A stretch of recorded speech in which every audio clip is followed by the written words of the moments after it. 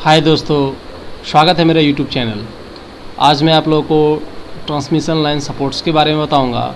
एक स्टूडेंट ने कमेंट किया था कि सर ट्रांसमिशन लाइन सपोर्ट पे वीडियोस बनाएं। चलिए दोस्तों, आज मैं ट्रांसमिशन लाइन सपोर्ट के बारे में बात करूंगा कि ट्रांसमिशन लाइन सपोर्ट क्या होता है, इसके अंदर क्या क्या चीज़ें आती है। ट्रांसमिशन लाइन सपोर्ट किसे बोलते हैं दोस्तों? ट्रांसमिशन लाइन जो भी आपकी पावर जनरेट जहाँ से हो रही है, वहाँ से आपकी जो लाइन निकल रही है, चाहे वो टावर्स के थ्रू जाएगी या चाहे उसके बाद आपकी पोल्स के थ्रू जाएगी, तो उसको बोलेंगे ट्रांसमिशन लाइन है वो। तो वो जो लाइन जो जा रही है, ट्रांसमिशन जो पावर आपकी ट्रांसमिट हो रही है, वो किसके थ्रू जा रही है? कंडक्टर के थ्रू जा रही है। और वहाँ पर जो सपोर्टिंग के लिए, कंडक्टर जो सपोर्ट करने के लिए हम लोग क्या यूज़ करते हैं? टावर्स यूज़ करते हैं, है ना, दिख रहा होगा आपको, टावर्स यूज़ करते हैं। और क्या यूज़ करते हैं? उसके बाद आप पोल्स वगैरह, पीएससी पोल, रेल पोल, बहुत सारे पोल्स यूज़ करते हैं। तो इस सब सारी चीज़ें के बारे में हम लोग देखेंगे। तो ट्रांसमिशन लाइन सपोर्ट में आपका क्या क्या चीज़ें आएंगे, वो चीज़ें देखेंगे। चलिए दोस्तों, ट्रांसमिशन लाइन सपोर्ट जो आपका है, जो मेन सपोर्ट क्या होता है, वो पोल्स होते हैं आपके और टावर्स होते हैं। इन दोनों के हेल्प से आपका जो है लाइन जो है ट्रांसमिट होती है, एक जगह से दूसरी जगह ट्रांसमिट होती है। उसका मेन हो गया कंडक्टर, उसके बाद आपके पोल्स और टावर्स वगैरह आ गए। तो इसी में हम लोग देखेंगे, टावर्स देखेंगे क्या होता है, इसके पार्ट्स को देखेंगे, क्या क्या पार्ट्स होता है और कौन कौन सा टाइप्स का टावर्स यूज़ करते हैं, और पोल्स जो है आपके कितने टाइप्स के होते हैं, कहाँ पे उसको यूज़ करते हैं। ये सब सारी चीज़ें हम लोग एक करके देखेंगे। तो चलिए स्टार्ट करते हैं। सबसे पहला हम लोग देखेंगे उडको पोल के बारे में, उसके बाद पीएससी पोल और ट्यूबुलर पोल्स और रेल पोल। पीएससी पोल्स के बारे में मैं एक वीडियो में बता चुका हूँ, आप मेरे डिस्क्रिप्शन लिंक्स में जाके पीएससी पोल्स के बारे में देख सकते हैं, अच्छे से मैंने वहाँ पर डिस्क्राइब किया है। चलिए दोस्तों, पहले स्टार्ट करते हैं वुडन पोल।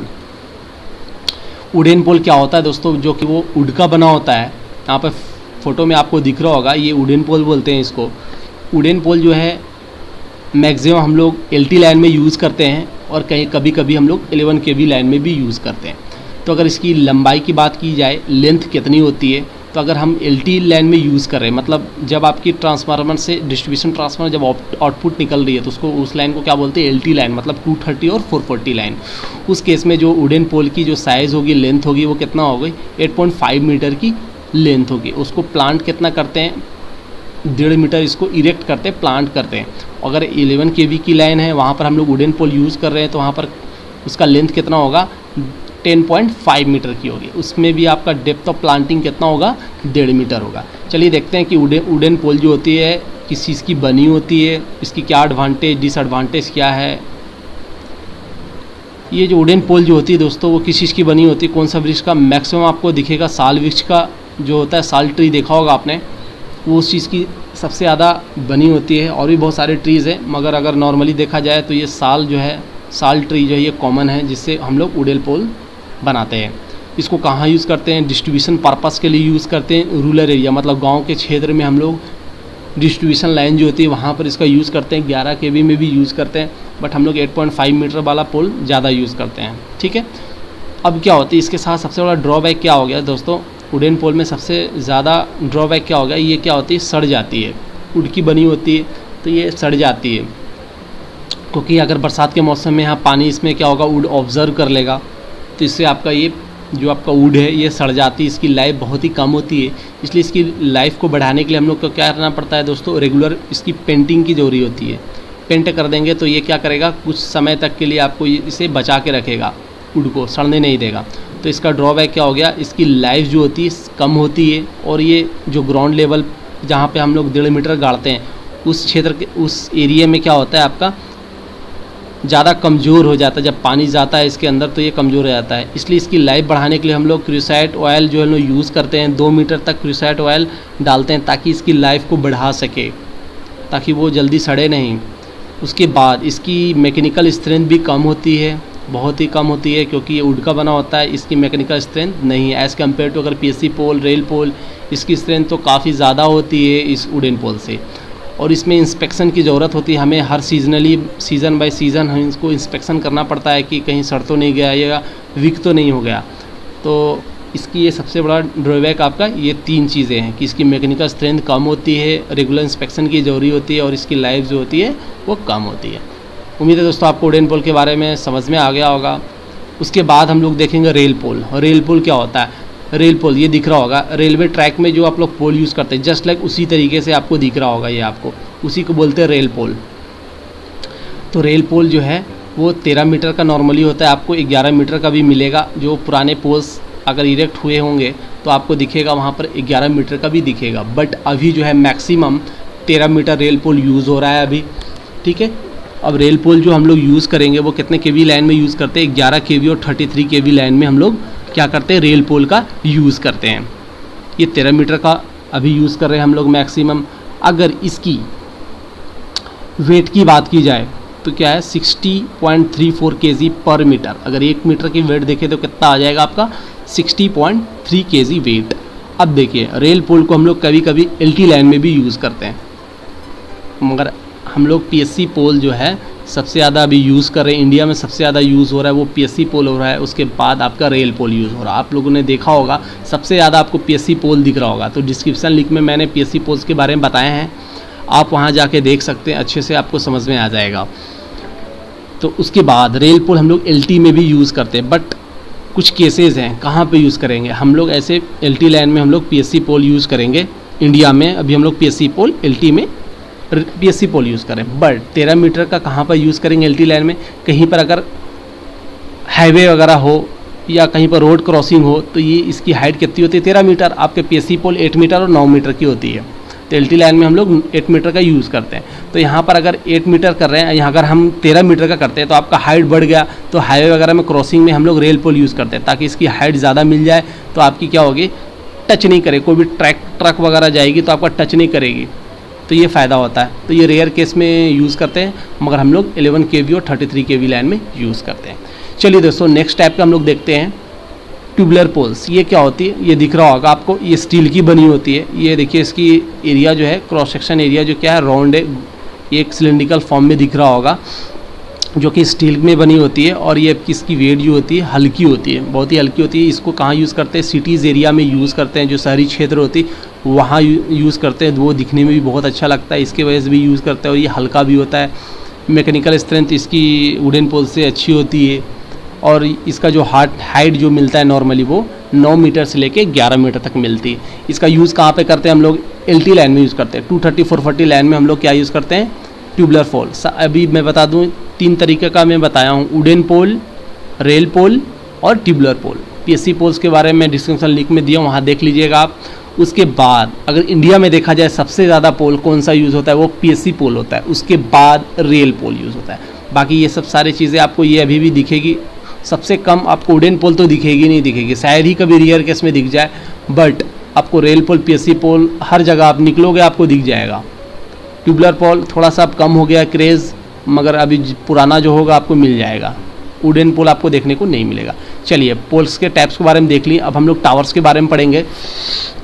जो आपके ट्रांसमिशन लाइन है उसका सबसे मेन सपोर्ट क्या होता है? टावर्स होते हैं, क्योंकि हम लोग का जो पावर जहाँ से जनरेट हो रही है वहाँ से आपका टावर्स के थ्रू ही लाइन आपकी ट्रांसमिट होती है। कोई भी पीएसएस और सब स्टेशन में जाती है, वो किसके थ्रू जाती है? आपकी टावर्स के थ्रू जाती है।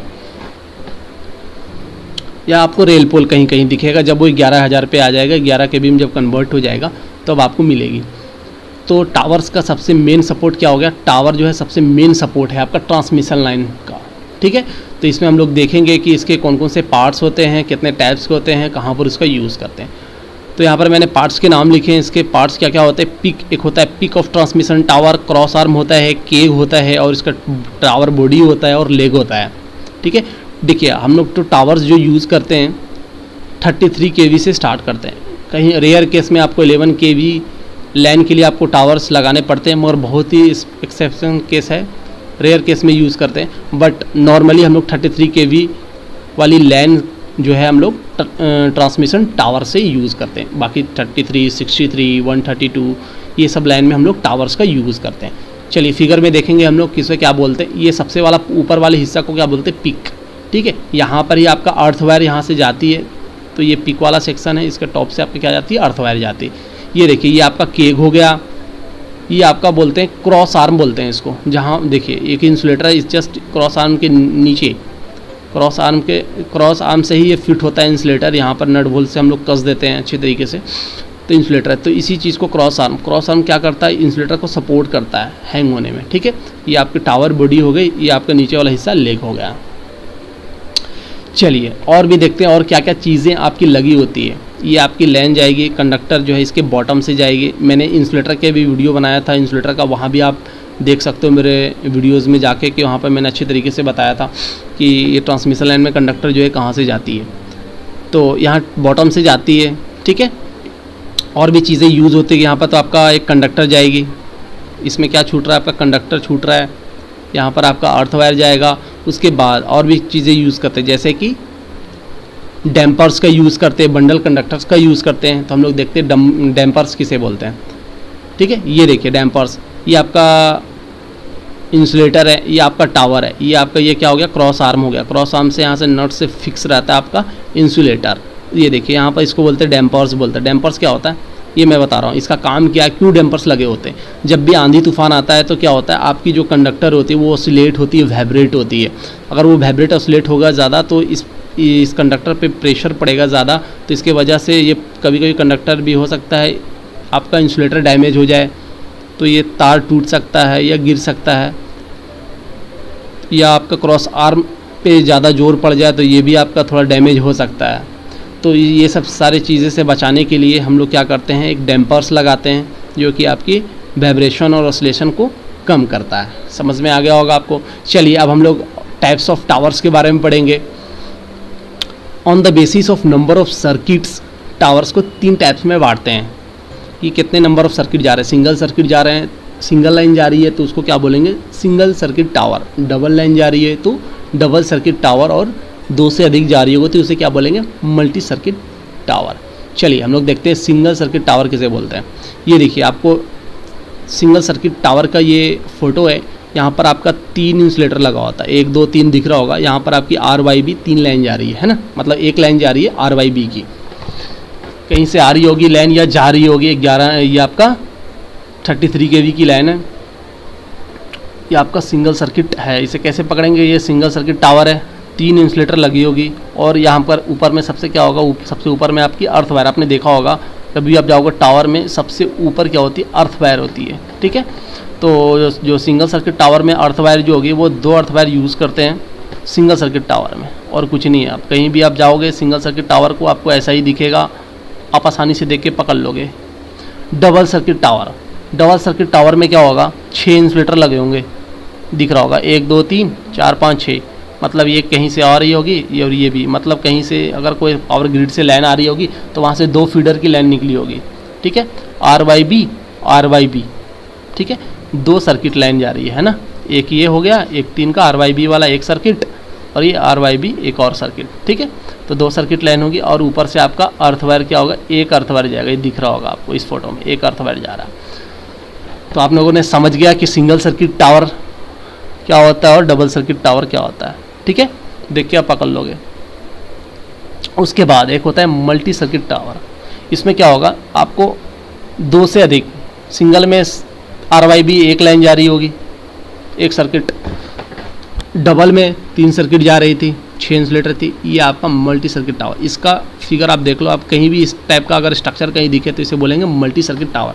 मतलब यहाँ पर 2 से अधिक फीडर की लाइन जा रही होगी, ठीक है। 3 इंसुलेटर हैंग है यहाँ पर, RYB 3 सर्किट जा रही है यहाँ पर। अब यहाँ पर क्या होता है, इतना क्लोज होता है कि यहाँ पर बंडल कंडक्टर का यूज़ करते हैं। यहाँ पर दिख नहीं रहा, बंडल कंडक्टर का भी यूज़ करते हैं, इसको क्लियरेंस मिले, लाइन टू लाइन को क्लियरेंस मिले, वो एक दूसरे से टच ना करे, इसलिए बंडल कंडक्टर का भी यूज़ करते हैं। और ये मल्टी सर्किट टावर्स जो होती है वो कितने केवी से स्टार्ट होता है, आपका 132 केवी की लाइन जहाँ जाएगी, या आपकी 232, 332, 432 और 532 केवी की लाइन जा रही होगी, तो वहाँ पर हम लोग मल्टी सर्किट टावर का यूज़ करते हैं, ठीक है। अब देखते हैं हम लोग और कौन कौन सा टाइप्स के टावर हो गए।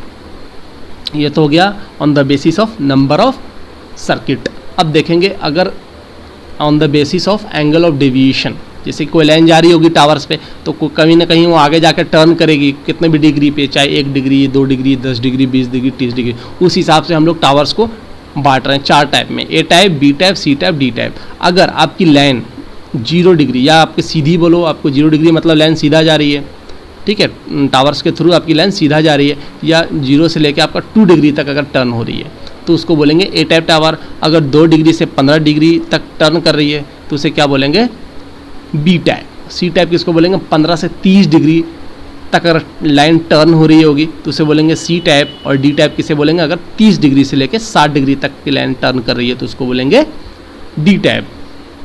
ठीक है, आपको समझ में आ गया होगा on the according to deviation 4 types के ABCD। ठीक है, उसके बाद अब हम लोग एज पर force applied by conductor on cross arm पे जो कंडक्टर थ्रू कैसा फोर्स लग रहा है। कहीं पे आपने देखा होगा लाइन आपकी एकदम सीधी जा रही होगी, टावर्स के थ्रू सीधी जा रही होगी, उसको बोलेंगे टेंजेंट टावर बोलते हैं। अगर कहीं पे ये लिखा हुआ मैंने, it is used for a straight runs off lines, कहीं पे ट्रांसमिशन लाइन आपकी सीधी जा रही है, 4, 5, 6, 10, 20 जितने भी टावर्स लगे होंगे, अगर उसकी लाइन सीधी जा रही है तो उसको बोलेंगे ये टेंजेंट टावर है। ठीक है, या आपकी 2 डिग्री तक, मैक्सिमम 2 डिग्री तक अगर टर्न कर रही है तो भी इसे बोलेंगे टेंजेंट टावर। या तो लाइन आपकी स्ट्रेट जा रही होगी, या आपका 1 डिग्री, आधा डिग्री या 2 डिग्री तक रहेगी तो उसे टेंजेंट टावर बोलेंगे। तो ए टाइप टावर किसको बोलते थे हम लोग, ये देखिए आपको मैं दिखा दूँ। ए टाइप टावर किसको बोलते थे, 0 से 2 डिग्री अगर लाइन टर्न हो रही है तो उसको बोलेंगे ए टाइप। तो आपको टेंजेंट टावर में भी आपका, इसको टेंजेंट टावर को भी आप ए टाइप टावर भी बोल सकते हो कि टेंजेंट टावर के अंडर में क्या आ गया, ए टाइप टावर भी आ गया टेंजेंट टावर, क्योंकि इसमें आपका 0 से 2 डिग्री तक एंगल ले सकता है। अब जहाँ पर आपकी लाइन स्ट्रेट जाएगी, मतलब टेंजेंट टावर हो या आपका ए टाइप टावर हो, वहाँ पर कौन सा इंसुलेटर यूज़ करते हैं, सस्पेंशन इंसुलेटर यूज़ करते हैं। अब देखो, अगर आपकी लाइन 2 डिग्री से ज़्यादा टर्न कर रही होगी, मान लो 2 डिग्री, मान लो 3 degree, 5 degree, 10 degree, 15 degree, 16 degree, तो उसको क्या बोलेंगे, यह है डेविएशन टावर्स। मतलब इसके अंदर क्या क्या आ जाएगा, ये देखिए। ए टाइप टावर किसको बोलते हैं, इसको टेंजेंट टावर ही बोलते हैं, क्योंकि टेंजेंट टावर में क्या था, 2 डिग्री तक मैक्सिमम जा सकता है, वो टर्न कर सकता है। और आपका डेविएशन टावर किसको बोलते हैं, जो 2 डिग्री से ऊपर हो।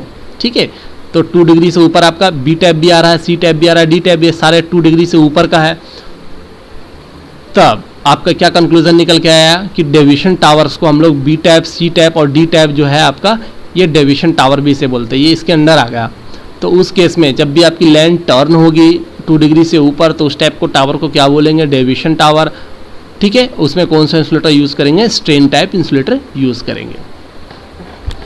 एक चीज़ और कि हम लोग, आप लोगों ने देखा होगा कि टावर्स को हम लोग सिल्वर कलर से क्या करते हैं, पेंट करते हैं। पेंट क्यों करते हैं, उसको कोरिजन को कम करने के लिए, क्योंकि आपकी उसकी लाइफ बढ़ाने के लिए हम लोग क्या करते हैं, पेंट करते हैं, ताकि उसमें जल्दी जंग ना लगे।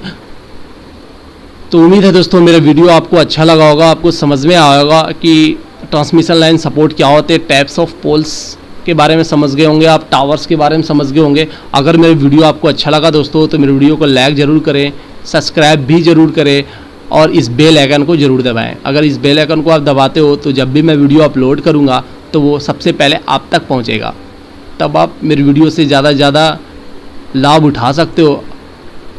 तो दोस्तों कल मैं फिर से एक नया वीडियो डालूंगा, क्योंकि कोई एक स्टूडेंट ने कमेंट किया था तो इसलिए मैंने उसे बना दिया, बट मेरे पास वीडियो बने पड़े हैं, मैं उसे कल एक वीडियो अपलोड कर दूंगा कल शाम तक। Thank you for watching my video दोस्तों, good luck and have a nice day.